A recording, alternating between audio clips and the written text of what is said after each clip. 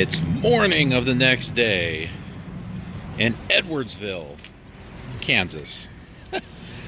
Yeah, I figured it out. It's Edwardsville. Not Edmonton, not Ellington. It's Edwardsville. I think it's like 30 degrees Fahrenheit out here. I can see my breath. Is that cold enough for you?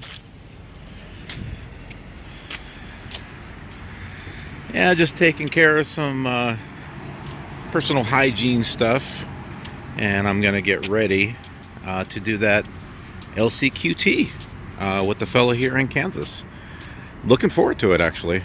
I'm headed out to get my gloves. I've already sat down with the LCQT instructor here in Kansas City, and folks, this is like 10 times better than what I experienced in Phoenix. I mean, I think we went over a PowerPoint for like 30-45 minutes in regards to turns, and this guy was incredible. Why is it dark?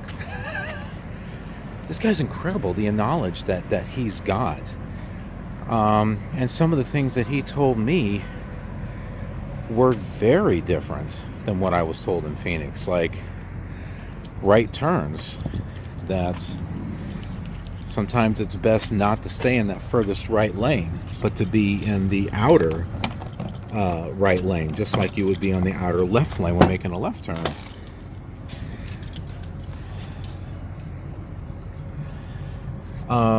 Another thing that was mentioned to me was in regards to snow chains. Now, I was told in Phoenix that you're supposed to have the snow chains out on the racks showing, otherwise DOT will cite you for it. Here, the guy is telling me, no, have them inside your storage, so that way they're clean and they're dry. Because if they're hanging off of the rack and there's snow, it's going to pick up the snow, the ice, the mud, and it's going to be a pain. He says, yeah, someone from out west who doesn't know much about snow is going to tell you to hang the chains on the back. This has been a very interesting experience, and it's not over yet.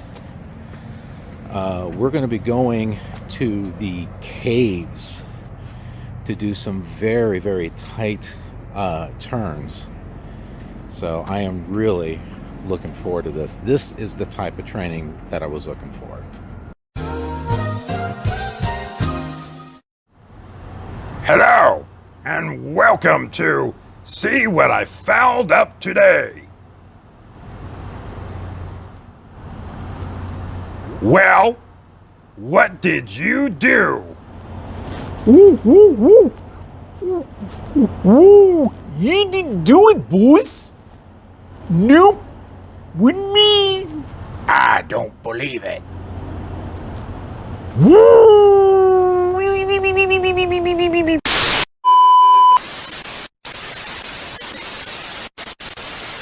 Well, everything is done, and holy crap, that was just incredibly helpful. The type of help that I wish I had the first time around.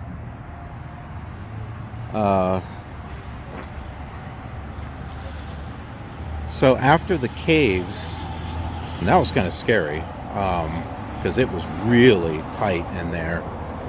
Definitely close quarters type of stuff. And I'll put a picture up here in the corner of what it kind of looks like. I wasn't able to take any pictures in there, obviously, so it's just whatever I can find there on the internet. But wow. And then as soon as we were done there and we came here, we did some backing maneuvers, which once again was extremely helpful Apparently, the maneuver that the first LCQT trainer was telling me in regards to you kind of keep your eye on the ball, you try to line up your trailer with the line, and then pull forward a little bit, back up a little bit, you know, and stuff like that, is called a ratchet maneuver, apparently.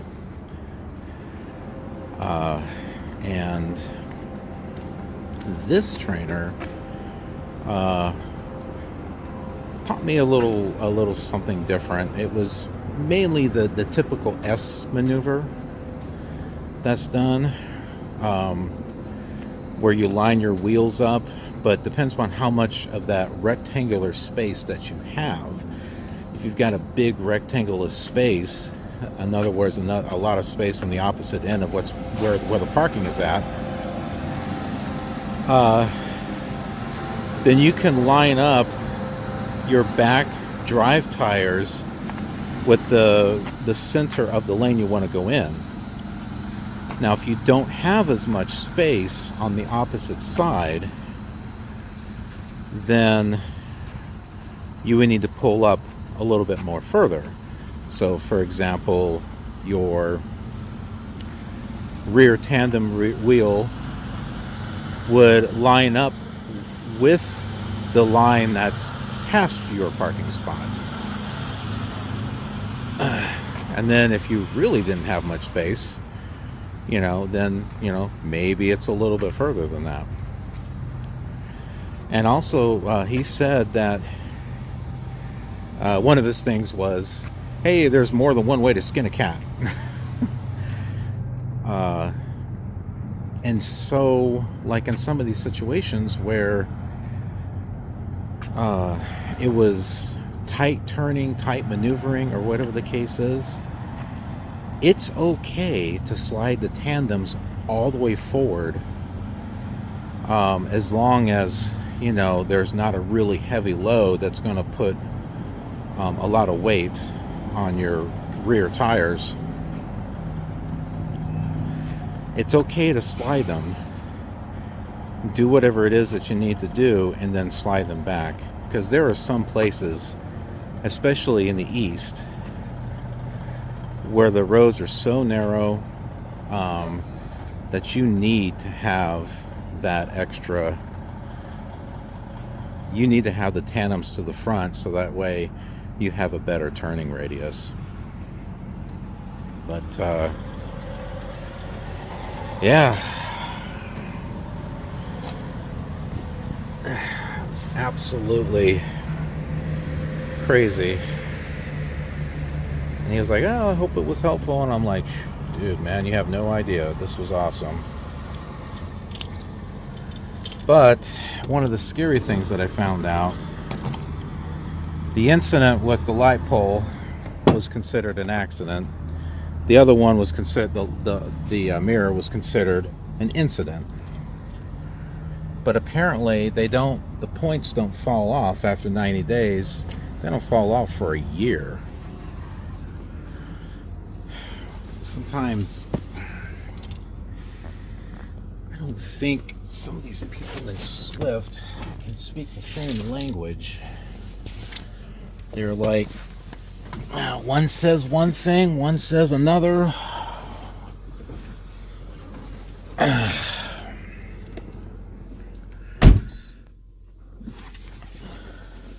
mean, like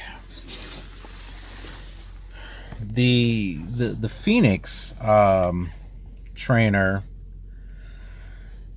and even the Academy, is if you've got two right lanes, you need to be in the furthest right lane. But the guy here was saying,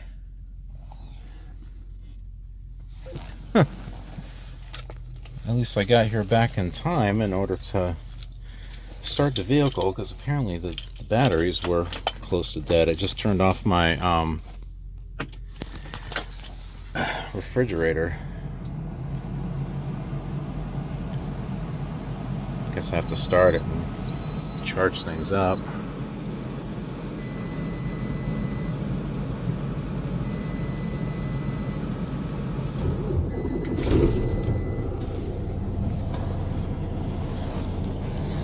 But the guy here was saying, take the outside turning lane, so that way you've got that space to work with. And sometimes you may have to let the vehicle that's to the right of you move in order to, make that turn, so that way the trailer's not swinging and going into that lane.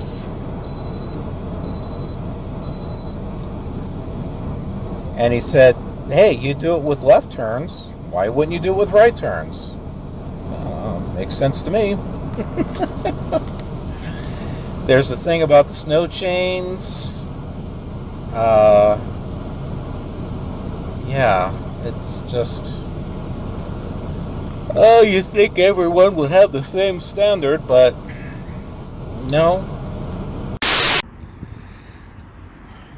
If you all remember, I think I mentioned that the spare had to be replaced because there was a hole in it, apparently.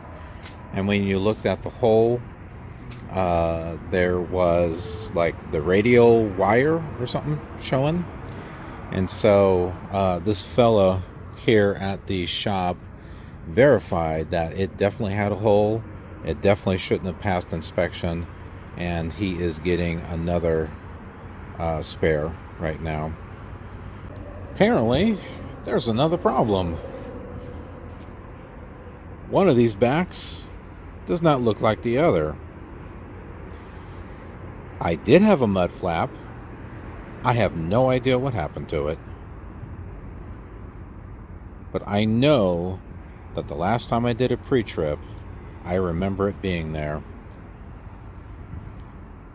With some of these bumps on the freeway, I have no idea.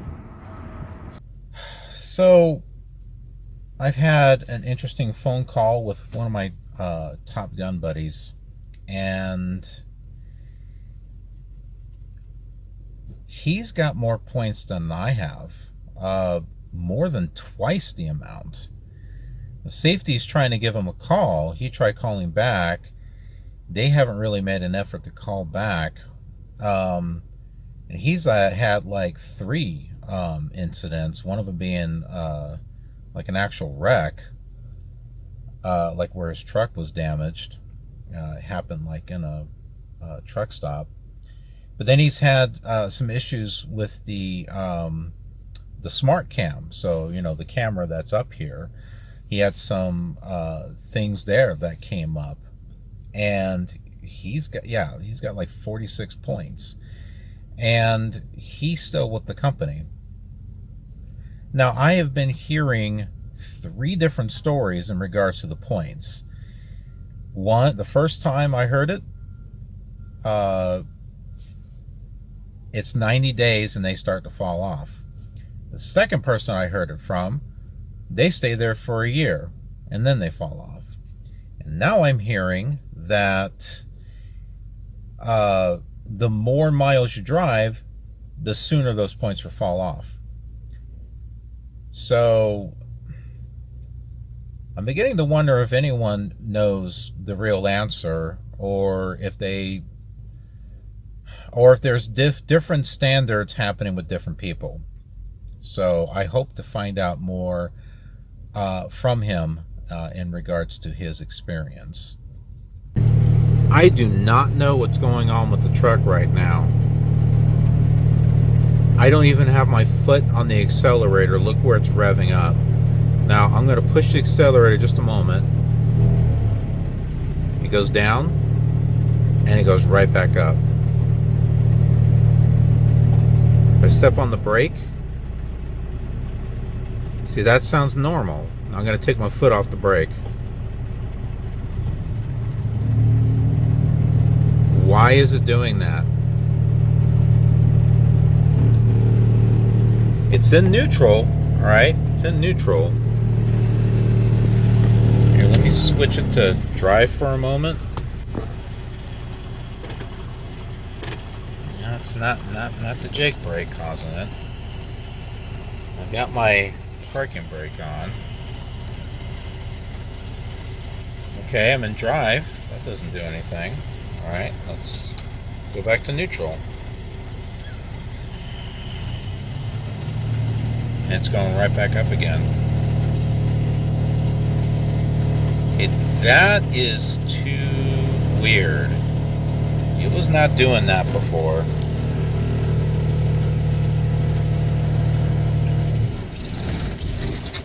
Oh my goodness. Alright, I just turned it off. I'm going to turn it on again and see what happens.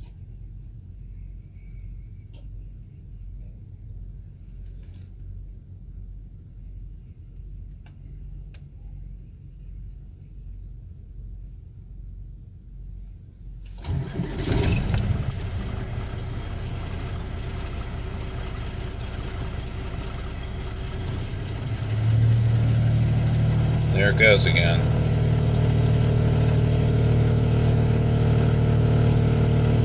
Something's not right because it was not doing this before.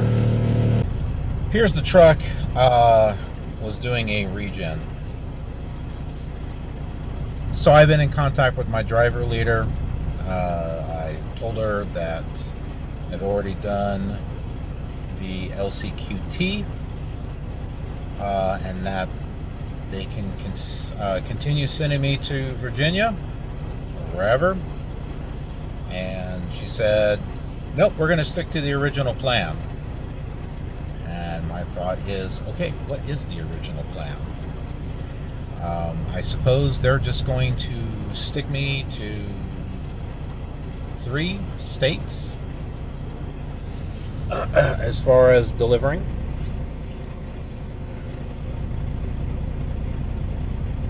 And some high counseling session, even though I don't think that's necessary, because, well, I pretty much already had a counseling session here in Kansas City with the LCQT person.